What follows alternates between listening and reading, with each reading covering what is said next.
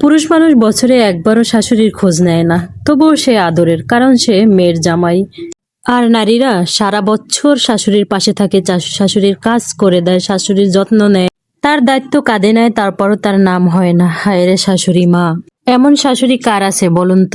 এই এখন ঈদের টাইমে দেখবেন কিছু শাশুড়িরা আছে বউরে আটকিয়ে রাখে, বাসায় তার মেয়ে আসবে, জামাই আসবে, তাদের আদর করা লাগবে, আপ্যায়ন করা লাগবে, রান্না করা লাগবে, খাওয়ান লাগবে, কিন্তু এটা চিন্তা করে না এই মেয়েটাও তো কারো বাড়ির মেয়ে। এই মেয়েটারও তো ইচ্ছা করে তার বাবার বাড়ি যাইতে, এই মেয়েটারও তো ইচ্ছা করে মায়ের হাতের আদর পাইতে। কিন্তু কিন্তু কিছু কিছু শাশুড়িরা আছে না, বউ যাইতে পারবে না, বউ ননদ আসবে, ননদরে আদর করবে, ননিন্দা আসবে, তাদের রান্না বান্না করে খাওয়াইবে, এরকম মেন্টালিটির শাশুড়ি আছে। সে সাথে সাথে কিছু মেয়েদের স্বামীও আছে, মা যেটা বলবে সেটা। মা কি বলে, মা যদি বলে এখন যাও তখন যাইবে, আর মা যদি বলে না তখন আর যাইবে না, মার রূপে কোনো কথা বলা যাইবে না।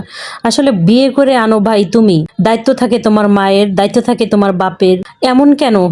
বউ যদি যাইতে চায় তো পারমিশন লাগবে স্বামীর, পারমিশন লাগবে শ্বশুরের, পারমিশন লাগবে শাশুড়ির। যদিও শাশুড়ি শ্বশুরের থেকে পারমিশন পায় তখন লাগবে স্বামীর পারমিশন।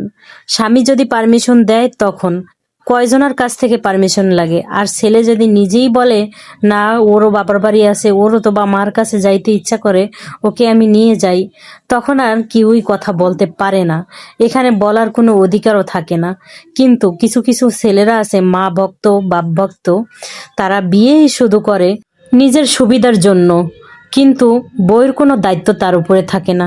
আচ্ছা, এই কাহিনীগুলা সত্যি আর বাস্তব সবার সামনে ধরলাম, যদি একমত হন তো আমাকে বলবেন।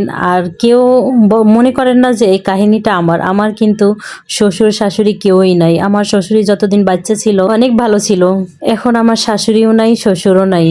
তো ঈদের দিন আমি ঝাল মাংস করছিলাম, আর এই তো কালাবোনা বসাইছিলাম। তো পোলাও, বিরিয়ানি, তেহারি এই সমস্ত কিছুই করি নাই, আর বেশি কিছু রান্নাও করতে আমার ইচ্ছা করে নাই, ভালোই লাগতেছে না কে জানো। তারপর ওর আব্বু বলে, জুনাইদের আব্বু বলে যে কালাবোনা খাইবো, তো আমি আবার ঝাল মাংস কইরা তারপর কালাবোনা আবার বসাই দিলাম, ওইটা দিয়ে মানে সকালে খাইতে দিয়েছিলাম দুপুরের দিকটা। তো এই মাংসটা আমি একটু হাত ধুয়ে সুন্দর করে মাখাই নিয়েছি, হাত দিয়ে পানিটা দিয়ে দিলাম। তারপর এই তো ডাকনা দিয়ে বসাই দেবো। এই মাংসতে আর কোনো পানি দিব না, যতটুকু পানি দিছি অতটুকু পানিতে কষতে কষতে ওইটা রান্নাটা হয়ে যাবে।